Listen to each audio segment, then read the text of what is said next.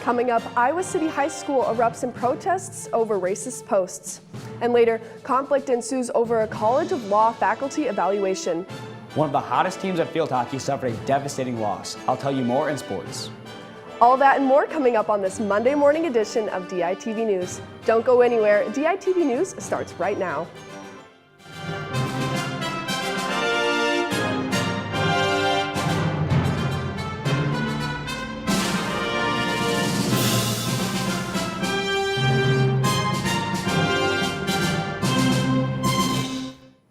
Good morning, and thank you for tuning in. I'm Justina Borgman. A social media post has sparked outrage among Iowa City community members. Recently, an Iowa City West high schooler was recorded spouting racial slurs and committing other racially charged actions. A protest was held last Monday. Nearly 100 community members who felt it important that their voice be heard. Many felt that they are unsafe due to the surfacing of this post, but others were unsurprised, as there has been many racist posts and experiences in the ICCSD before. Many attendees were unhappy with the student only receiving a suspension over the social media posts. Iowa City School Board is compelled to look into the matter further, as some students claim that this post follows a trend of racist culture in the district. There was also supposed to be a protest last Friday, but it was canceled due to a threat of violence. Schools across Iowa are facing teacher shortage. This past Friday, Saydell High School in Des Moines closed for the day due to 16 teachers being absent. Although illness was the most popular reason for these absences, there is a larger issue at stake within the classroom. Throughout COVID-19 pandemic, the amount of teachers leaving their jobs has taken a bigger hit than ever. Low applications for teaching positions has pushed tenured staff to the limit as well. Iowa State Education Association President Mike Baranek said chronic underfunding, overcrowded classrooms, and disrespect for professionals who work with our children every day have driven what we are seeing today. Educators across Iowa have been reaching out to legislators to try and help rectify this issue. Some policy plans including increased pay for teachers or incentives for people to teach in Iowa. The UI College of Law added a new question to their faculty evaluation form. It asked staff members to identify specific contributions they have made to the law school community in the areas of diversity, equity, and inclusion. Backlash came almost immediately from a national civil liberties nonprofit who said the question was too politically biased. The Foundation for Individual Rights in Education claimed that this question was too broad, subjective, and could potentially punish faculty that hold different opinions. The Dean of Law School, Kevin Washburn, said this question was part of an initiative that helped create the most diverse UI law class in history, saying, quote, "I think that we had an important moment in history after the killing of George Floyd, and I think that question was partially prompted by that unique moment in history that we are in at the time." Currently in the question is included in the fall of 2021 evaluation forms as written. It was an eventful weekend for Hawkeye sports. Let's toss it to Ethan to see how our teams did.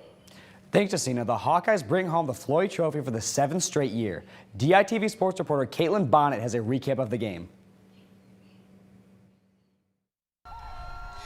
The Pig stays in Iowa City after a back-and-forth game, and Iowa hangs on with a 27-22 win. All the pressure was on for Alex Padilla with his first career start, but when he's surrounded by players like Charlie Jones and Keegan Johnson who can make big plays, it makes his job a lot easier. You know, I've been dreaming of this moment ever since I was a little kid, and for it to come to fruition with all my brothers. You know, I love playing this game. I love it for being able to play with my brothers. That's the biggest reason. Games, to get a win like this in front of our home crowd, blackout, it was an awesome atmosphere. Really thankful for all my teammates. You know, they helped me all the way. Padilla finished 11 of 24 for 206 yards and 2 touchdowns, one of them being a 72-yard bomb to Charlie Jones, who led them with 106 receiving yards. Yeah, I mean, we just, you know, whenever the opportunity comes, you know, we take advantage of it. You know, we knew that this was going to be a game where they were going to run the clock a little bit. Just the way they play, and you know, like I said, just when you get your chance, take advantage of the opportunity. The defense was resilient through 40 minutes of play as they struggled to contain Minnesota's ground game, but they made up for it by saving the game with their red zone defense, limiting the Gophers just to field goals. Amid adversity, Iowa leaves Kinnick with an 8-2 record and stay in the race to have a chance to win out the Big Ten West. The Hawks return home next Saturday to face Illinois in their last home game. From Kinnick Stadium, I'm Caitlin Bonnet, DITV Sports.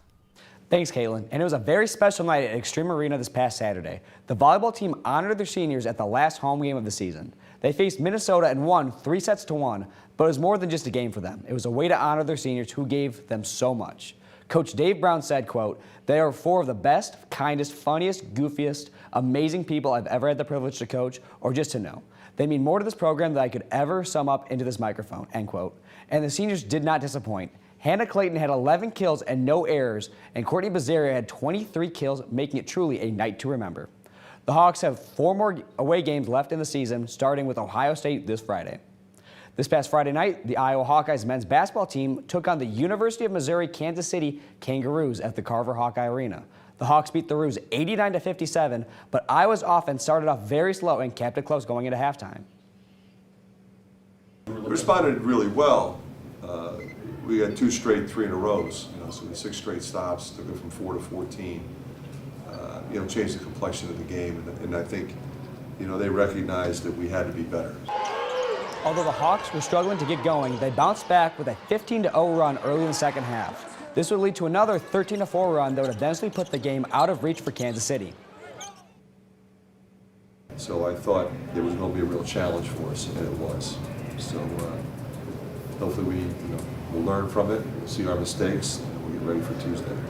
Keegan Murray finished with 25 points, and Philip Rebracha had a career high in rebounds with 13. The Hawks play again Tuesday night at 8 against NC Central. Field hockey's NCAA tournament run came to an end on Sunday as the Hawks fell to the Northwestern Wildcats. The Hawks had earned the #2 seed in the tournament and hosted the first 2 rounds in Iowa City.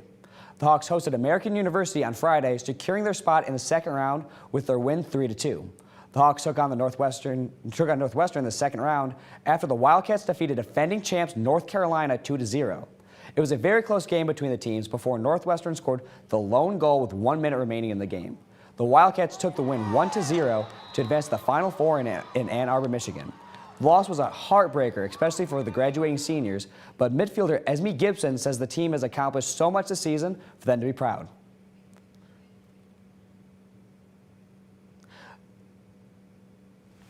It's emotional, especially for the graduating seniors, but we've accomplished so much this season that we're proud of, so we're going to walk out of here with our heads held high.